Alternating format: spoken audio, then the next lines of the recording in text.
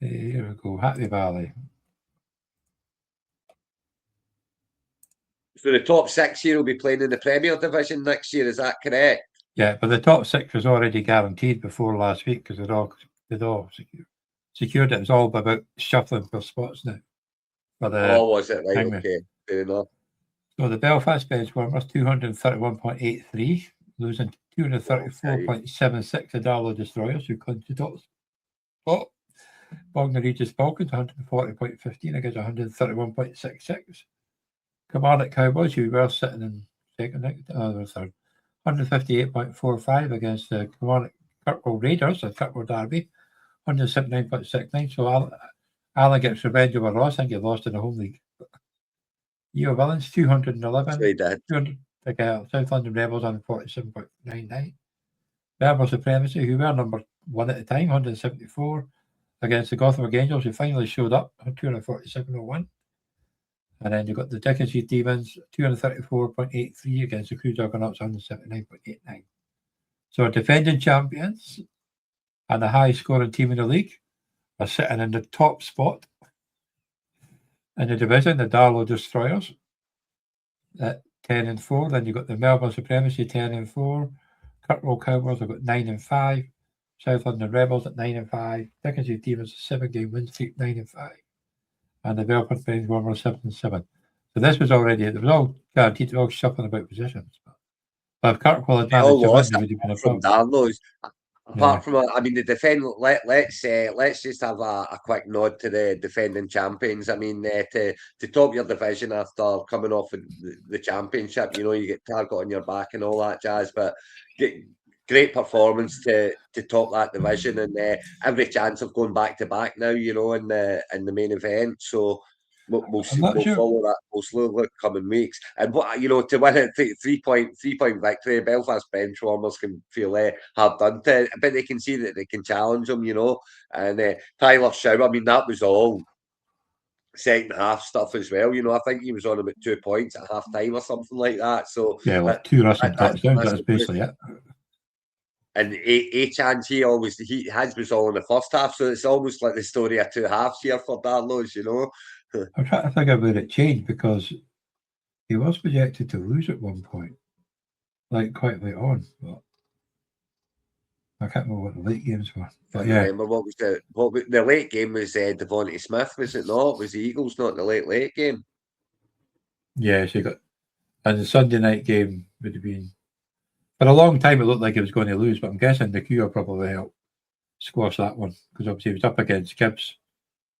43 points. Yeah, well, Gibbs got Belfast Benchwarmers off to a great start on the Thursday night, but it ran out of steam a little bit, and with Pittman and Pearce both playing and what happened to that. They both scored okay, but with the way the Colts offense went, they could have scored a lot more, and that ultimately is what's cost it, Bucky Irvin could have had a better game than that. Dallas Goddard's when Terry McLaurin didn't exactly have a wonderful game, and they went to 0 obviously against Minnesota, which was rather embarrassing for them. So Belfast, they were very close. 230 points is decent, but it just wasn't enough. And I don't even think there's much on the bench there that made a difference. So in fact, there's not. Nope. It's a perfect great win for the defending champs, and they'll head into the playoffs to go back to back, and then good luck to them. And then into the playoffs. The Benchwarmers have got after the score that they had there, and look, they're off to a 50-point start against Kirkwall Cowboys, who can feel hard done to not to have had the bye. They've got to play this game, but the game they have to play. They're in the first division next year anyway, but you want to go up in style, as I say, you want to win it, and it's certainly a good start for the Benchwarmers here with Bejan again, 38 points. Massive difference, The thing is, though, that the Kirkwall Cowboys and the 2 teams in the bye, they're the teams that are playing for this year's Scarra Brae, because they're in the Scarra Brae playoffs, and South London Rebels. The top 4 are in the playoffs for the best combined score over weeks 15 and 16. The winner goes through to the final to play the East. So they're still playing for the Scarra Brae. Oh, definitely, yeah, and top four are still playing for that, and it's so you got to be playing, and of course, so the top two definitely need to set their teams, Well, they did. even though they're on their I bye sent them week. all a message in the groups, and I know for a fact that Mike did, which and Sam Baxatas did in the last one because I think they scored 56 points on Thursday night.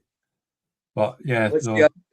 And the other playoff game here, Dick and Seath Demons, they're off to a great start as well. 53 points. So they had Baker Mayfield and Mike Evans. Again, massive call playing Evans. It's is that an out next to? No, it's not. It's a questionable. I thought that was an out next to Jacobs, but it's Denver. Oh, near enough. But yeah. So well, that's so great start for Dick and Seath Demons here. Very good start.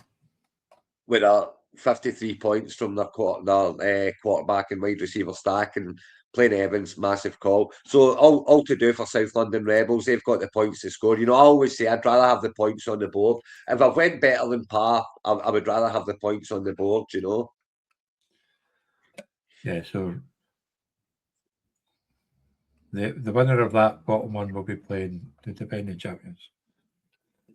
See, the weather will play a big part this weekend as well. I'm sure. I think there's meant to be a lot of cold games and stuff as well. So it's that's why I'm always a proponent, especially at this time of year. I would rather have the points on the board. Get me the points on the board. I think the game in Baltimore is going to be the coldest game played in Baltimore ever, because it's sitting at -1, I think, at the moment. And then it's going to be feels like -15 or something like that. Yeah, there's I think that there's at least one good potential chance of snow as well. So I think that's might even be New England. Actually, there's a good chance of snow. But so I mean, there's going to be some cold games, and very much that can make a difference. It's at this time of year, I always like my players playing in a dome. That's a preferred action. Definitely.